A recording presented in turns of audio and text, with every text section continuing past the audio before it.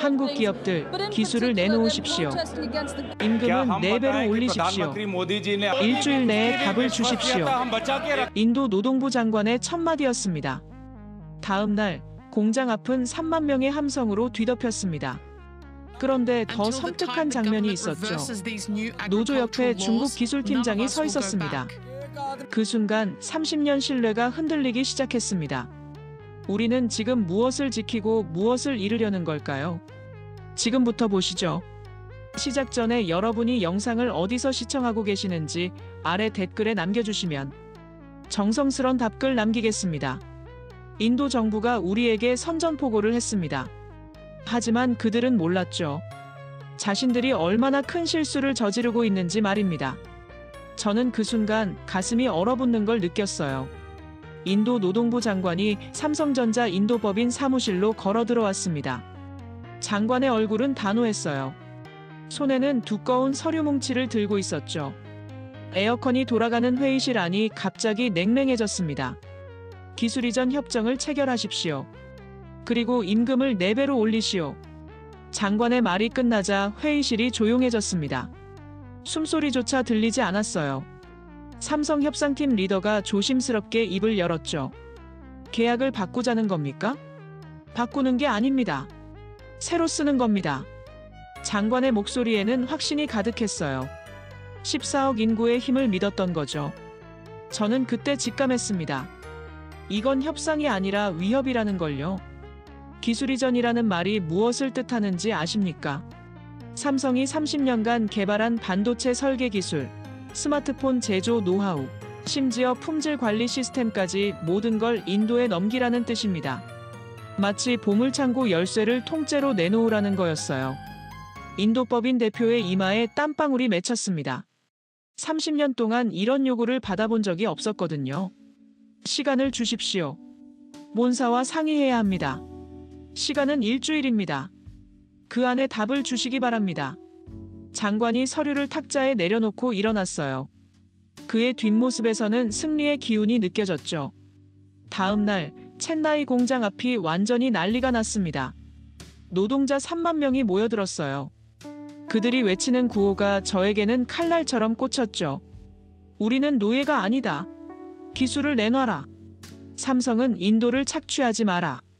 피켓을 든 노동자들의 얼굴에는 분노가 가득했습니다. 30년간 함께 성장해온 동반자였는데 이제는 완전히 적이 된 기분이었어요. 공장 안에서 지켜보던 삼성 현지 직원 김민수 과장이 저에게 말했습니다. 30년 함께 해왔는데 이렇게 다 무시해버리나요? 김민수 과장의 목소리는 떨리고 있었어요. 인도에서 15년을 보낸 그에게는 더욱 충격이었겠죠. 그는 인도 직원들과 가족처럼 지내왔거든요.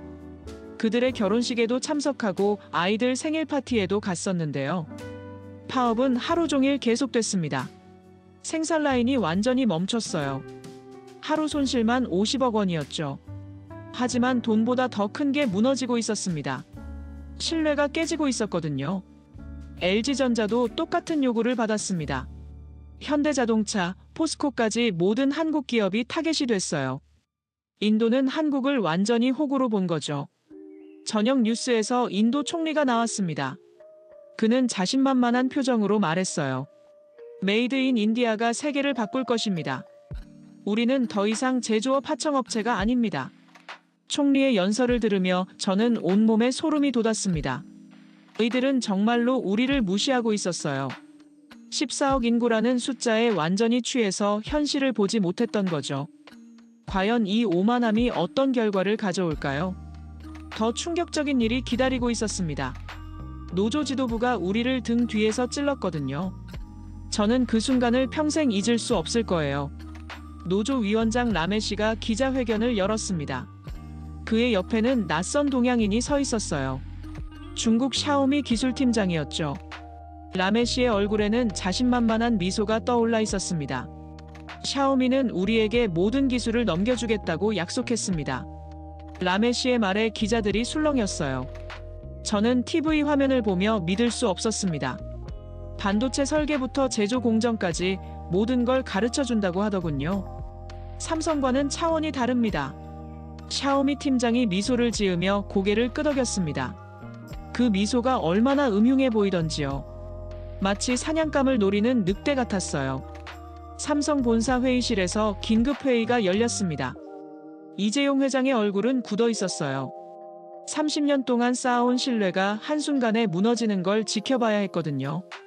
이건 명백한 기술 탈취 시도입니다. 삼성 협상팀 최윤석 상무가 분노에 차서 말했습니다. 30년간 쌓아온 기술을 하루아침에 넘기라는 소리였거든요. 더 가관인 건 화웨이였습니다.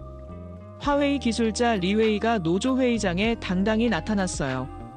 그는 유창한 영어로 노동자들에게 말했죠. 우리는 여러분과 함께 새로운 미래를 만들고 싶습니다. 중국은 인도의 진정한 파트너가 될 것입니다. 노동자들이 환호하며 박수를 쳤습니다. 저는 그 장면을 보며 온몸에 한기가 돌았어요. 30년 파트너를 하루아침에 버리는 모습이었거든요. 삼성 협상팀이 긴급히 인도 정부를 만났습니다. 최윤석 상무가 단호하게 말했어요. 이건 명백한 통상 협박입니다. 하지만 인도 상공부 장관은 냉소적으로 웃었습니다. 협박이라뇨? 우리는 공정한 거래를 원할 뿐입니다. 공정하다고요? 30년간 우리가 투자한 모든 걸 무시하시는군요. 장관의 표정이 딱딱하게 굳었어요. 삼성이 여기서 번 돈이 얼마인지 아십니까? 이제 그에 맞는 대가를 치를 때입니다. 회의실 분위기가 얼어붙었습니다. 협상은 완전히 결렬됐어요. 회의가 끝나고 최윤석 상무가 저에게 말했습니다. 우리가 가르쳐준 기술, 그걸 넘기라니. 그의 목소리에는 분노와 허탈감이 섞여 있었어요. 스승을 배신하는 제자를 본 기분이었을 거예요.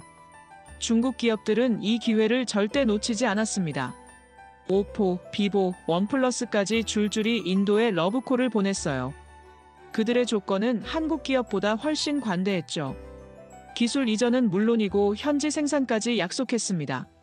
저는 그날 밤 잠을 이룰 수 없었습니다. 30년 파트너십이 하루아침에 무너지는 걸 지켜봐야 했거든요.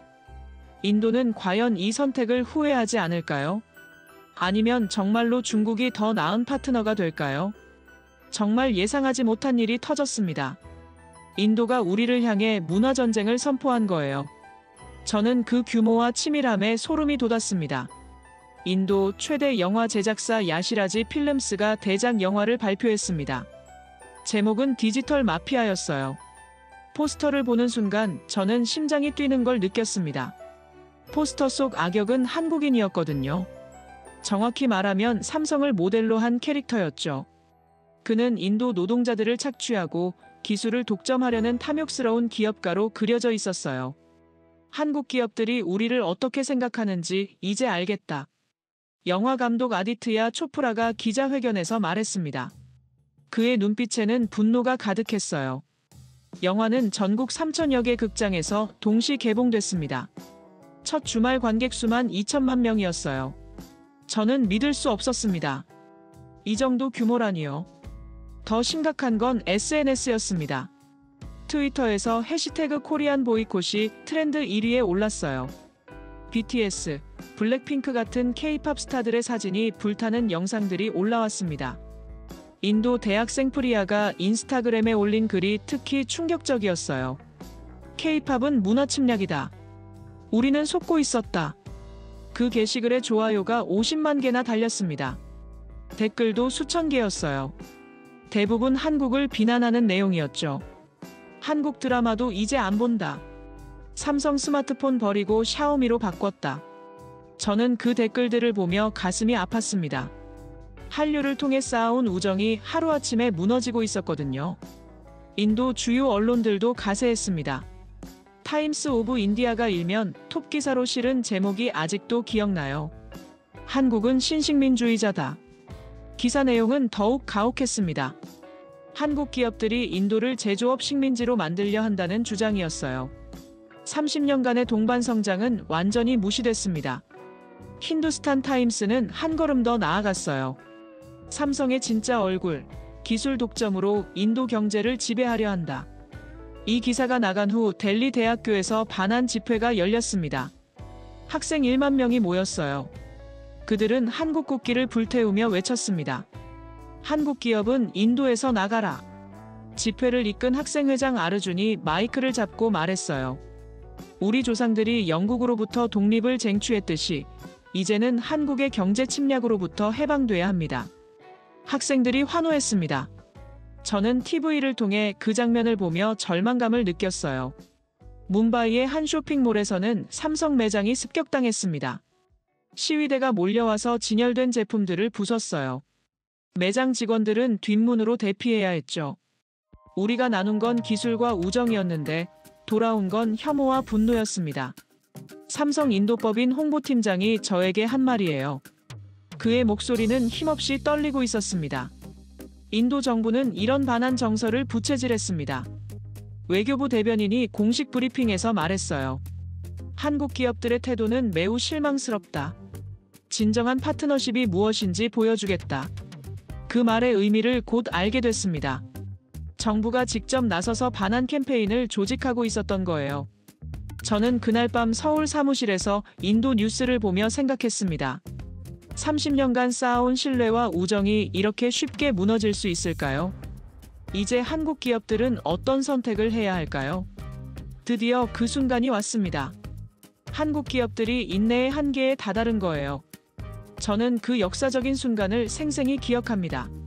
삼성전자 본사 대강당에 기자들이 몰려들었습니다. 삼성 회장이 직접 기자회견을 연다는 소식 때문이었어요. 회장이 직접 나선다는 건 심상치 않은 일이었거든요. 오후 2시 삼성 회장이 단상에 올라섰습니다. 그의 표정은 그 어느 때보다 단호했어요. 준비된 원고도 없이 그가 입을 열었습니다. 신뢰가 깨진 곳에서는 사업을 할 수 없습니다. 첫 마디부터 폭탄 선언이었어요. 기자들이 술렁였습니다. 삼성전자는 인도에서의 모든 제조 사업을 중단하기로 결정했습니다. 회장의 목소리는 떨리지 않았어요. 30년 사업을 접는다는 결정을 내리면서도 흔들림이 없었죠. 30년간 함께해온 인도 직원들에게는 죄송합니다. 하지만 일방적인 계약 파기와 기술 강탈 시도를 받아들일 수는 없습니다. 기자회견장이 조용해졌습니다. 모든 기자들이 숨을 죽이고 있었어요. 다음 날 LG전자도 똑같은 발표를 했습니다. LG CEO가 기자들 앞에 서서 말했어요. LG전자는 인도 내 모든 생산 활동을 즉시 중단합니다. 4개 공장 모두 가동을 멈추겠습니다. 그의 말이 끝나자마자 인도 증시가 폭락했습니다. 하루 만에 2.3% 떨어졌어요. 현대자동차의 발표는 더욱 충격적이었습니다. 현대차 사장이 차분한 목소리로 말했습니다. 첸나이 R&D 센터 건설을 전면 중단합니다. 예정된 투자금 1조 원도 회수하겠습니다. 이 소식이 전해지자 인도 언론들이 발칵 뒤집혔어요. 타임스 오브 인디아가 특별호를 발행했습니다. 코리안 엑소더스, 한국 기업들의 대탈출. 제목만 봐도 그들의 당황스러움이 느껴졌어요. 포스코도 가만히 있지 않았습니다. 포스코 회장이 영상 메시지를 통해 발표했어요. 오디샤 철강 공장 증설 계획을 전면 취소합니다. 추가 투자는 없습니다. 그날 전 세계 경제지들이 한 목소리로 썼습니다. 삼성, 인도 철수. LG, 30년 인도 사업 종료. 현대차, 인도 투자 전면 중단. 저는 그 헤드라인들을 보며 가슴이 먹먹했어요. 30년 역사가 하루아침에 끝나는 순간이었거든요. 인도 정부도 이제서야 심각성을 깨달았나 봅니다. 상공부 장관이 긴급 기자회견을 열었어요. 한국 기업들의 일방적인 철수 선언을 유감스럽게 생각합니다. 하지만 이미 늦었어요. 한국 기업들의 결심은 확고했거든요. 삼성 관계자가 저에게 말했습니다. 회장님 말씀이 맞습니다. 신뢰 없이는 사업할 수 없어요. 그의 말에서 30년간 쌓아온 자부심이 느껴졌어요. 철수 발표 후 일주일 만에 한국 기업 주가들이 급등했습니다. 투자자들이 결단력 있는 경영진을 높이 평가한 거예요. 반면 인도 루피화는 사상 최저치로 떨어졌습니다. 외국인 투자자들이 인도에 대한 신뢰를 잃었던 거죠. 저는 그날 밤 생각했습니다. 과연 인도는 이제 어떤 대가를 치르게 될까요? 14억 인구의 오만함이 가져온 결과를 직접 경험하게 되겠죠. 상상도 못한 일이 벌어지기 시작했습니다. 한국 기업들의 철수가 도미노처럼 무너뜨린 건 단순한 공장이 아니었어요. 도시 전체가 붕괴되고 있었습니다. 첸나이가 가장 먼저 타격을 받았습니다. 삼성 공장 주변에 자리 잡은 부품업체 450곳이 줄줄이 문을 닫기 시작했어요. 저는 그 광경을 보며 숨이 막혔습니다. 첸나이 공업단지를 걷던 삼성협력업체 사장 라마찬드란이 저에게 말했습니다. 20년간 삼성만 믿고 살았는데 이제 어떻게 하라는 겁니까? 그의 목소리에는 절망이 가득했어요. 직원 300명을 거느린 중소기업이었는데 하루아침에 모든 주문이 끊겼거든요. 더 참혹한 건 연쇄 반응이었습니다.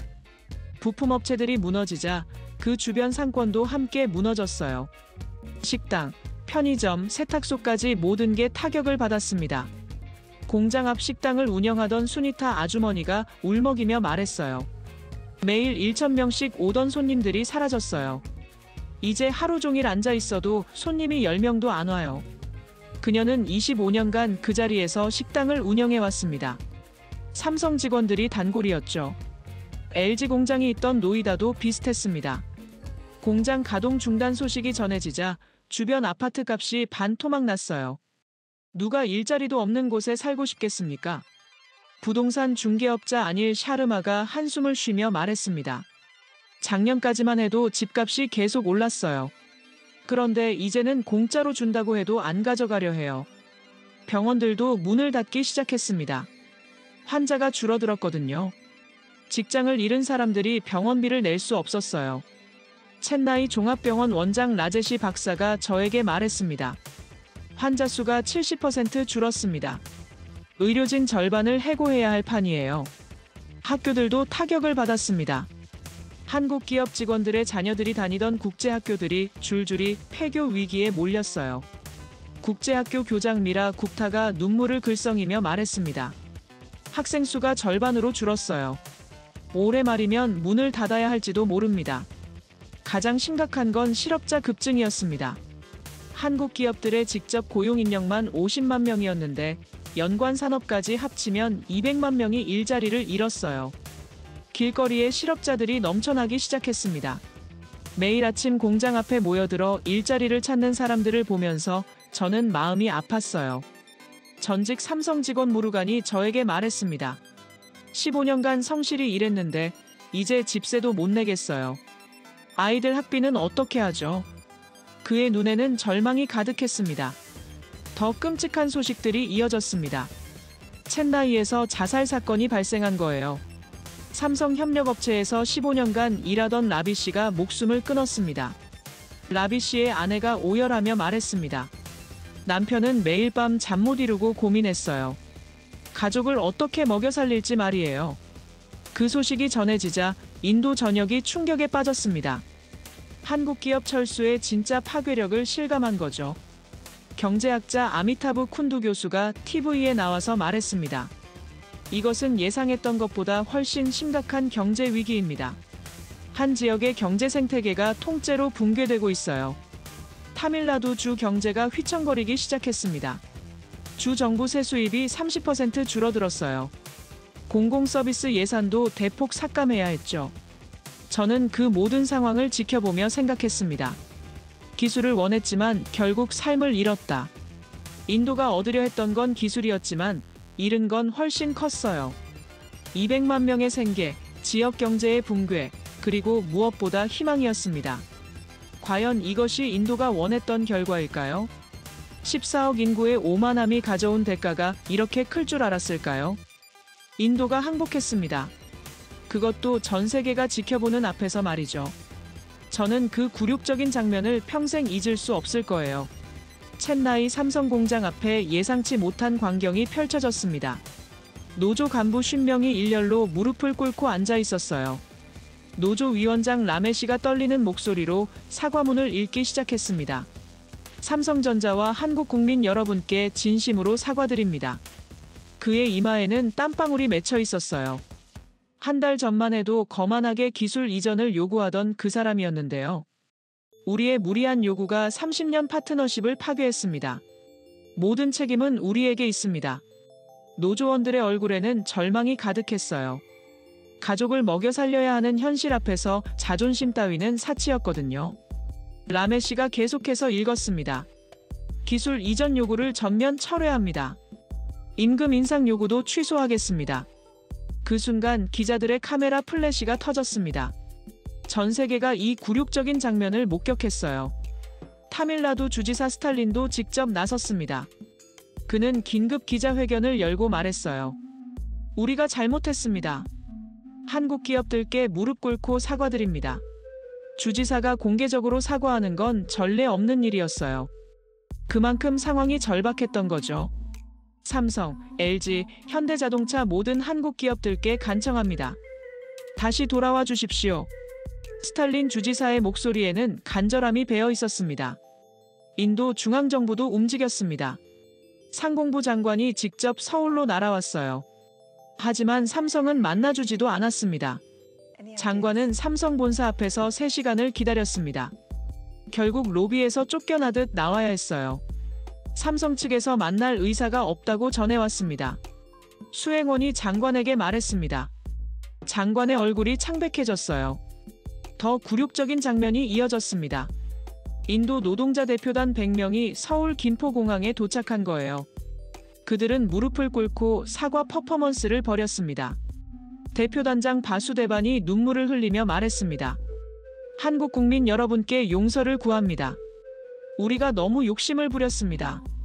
공항 로비에 모인 한국 기자들이 그 장면을 생중계했어요. 대표단은 삼성 본사까지 찾아갔습니다. 그들은 본사 앞 광장에서 24시간 농성을 벌였어요. 삼성이 돌아오기 전까지는 일어나지 않겠습니다.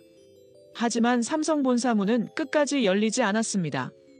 인도 언론들도 완전히 돌아섰어요. 한 달 전 반한 감정을 부추기던 그들이 이제는 한국을 찬양하기 시작했습니다. 타임스 오브 인디아가 일면에 실은 제목이 기가 막혔어요. 삼성 없는 인도는 상상할 수 없다. 힌두스탄 타임스는 더 노골적이었습니다. 우리가 한국에게 배워야 할 것들. 하지만 삼성의 반응은 차가웠습니다. 삼성 회장이 기자들에게 말했어요. 시간이 필요합니다. 신뢰는 하루아침에 회복되지 않습니다. 짧지만 단호한 말이었어요. 삼성 관계자가 저에게 속내를 털어놨습니다. 30년 파트너십을 하루아침에 무너뜨린 사람들을 어떻게 믿겠습니까?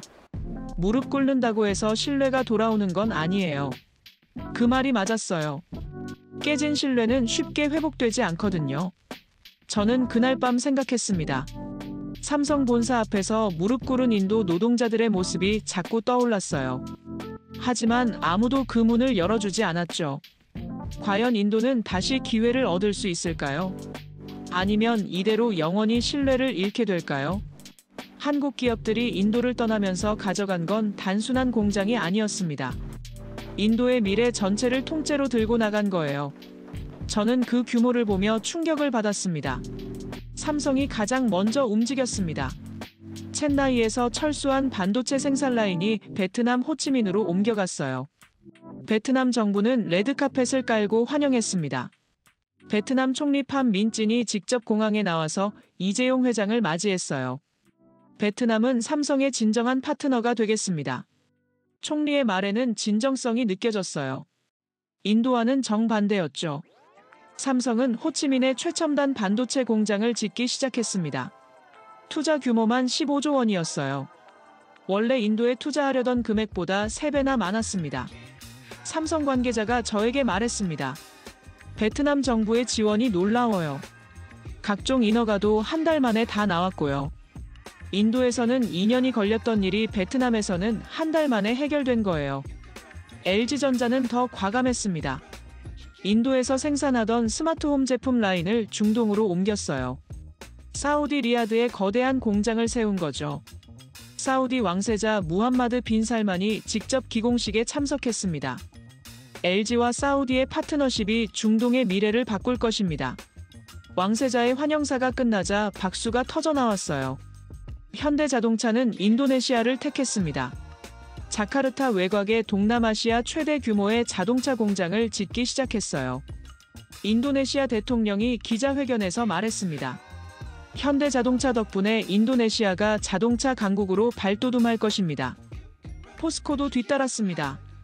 인도 오디샤에 짓기로 했던 철강 공장을 말레이시아로 옮겼어요. 쿠알라룸푸르 정부는 최대한의 세제 혜택을 제공했습니다. 말레이시아 총리는 환영사를 했어요. 포스코와 함께 말레이시아의 철강 산업을 부흥시키겠습니다. 이 모든 소식이 인도에 전해지자 경제계가 발칵 뒤집혔습니다. 세계은행이 충격적인 보고서를 발표한 거예요. 한국 기업 철수로 인도 GDP 0.8% 타격. 0.8%라는 숫자가 작아 보일지도 모르지만 인도 경제 규모로 보면 무려 30조 원의 손실이었어요. 인도 재무부 장관이 긴급 기자회견을 열었습니다. 경제 성장률을 하향 조정해야 할 상황입니다. 장관의 얼굴에는 절망이 가득했어요. 더 심각한 건 기술 격차였습니다. 삼성이 가져간 반도체 기술, LG의 스마트홈 노하우, 현대차의 친환경 기술까지 모든 게 사라졌어요. 인도 공과대학교 교수 라마찬드란이 한숨을 쉬며 말했습니다. 우리는 30년 축적된 기술을 하루아침에 잃었습니다. 이걸 다시 따라잡으려면 최소 20년은 걸릴 거예요. 인도 IT 기업들도 타격을 받았습니다. 삼성, LG와 협력하던 소프트웨어 회사들이 줄줄이 계약 해지를 당했어요. 방갈로르의 IT 기업 CEO가 절망적으로 말했습니다. 매출의 60%가 한국 기업과의 협력에서 나왔는데 이제 다 끊겼어요. 일자리 창출 효과도 완전히 사라졌습니다. 삼성, LG, 현대차가 매년 10만 명씩 신규 채용할 계획이었는데 그 모든 기회가 다른 나라로 넘어간 거예요. 타밀나두 대학교 경제학과 학생 프리아가 절망적으로 말했습니다. 졸업해도 갈 곳이 없어요. 모든 좋은 일자리가 베트남, 인도네시아로 떠났거든요. 외국인 투자도 급감했습니다. 한국 기업들의 철수를 본 다른 나라 기업들도 인도 투자를 제고하기 시작했어요. 일본 소니, 독일 지멘스까지 인도 투자 계획을 연기한다고 발표했습니다. 경제연구소 소장 아미타브 쿤두가 충격적인 분석을 내놨어요. 한국은 기업만 떠난 게 아니라 기회를 통째로 들고 나갔습니다. 그의 말이 정확했어요. 제조업 생태계, 기술 노하우, 글로벌 밸류체인에서의 위치까지 모든 걸 잃었거든요. 저는 그날 밤 수치를 계산해봤습니다. 한국 기업들이 원래 인도에 투자하려던 금액이 총 50조 원이었어요. 그 돈이 모두 베트남, 인도네시아, 사우디로 흘러갔습니다. 인도가 잃은 건 돈만이 아니었어요. 다음 세대의 꿈, 청년들의 미래, 그리고 무엇보다 제조업 강국이 될 수 있었던 마지막 기회였습니다.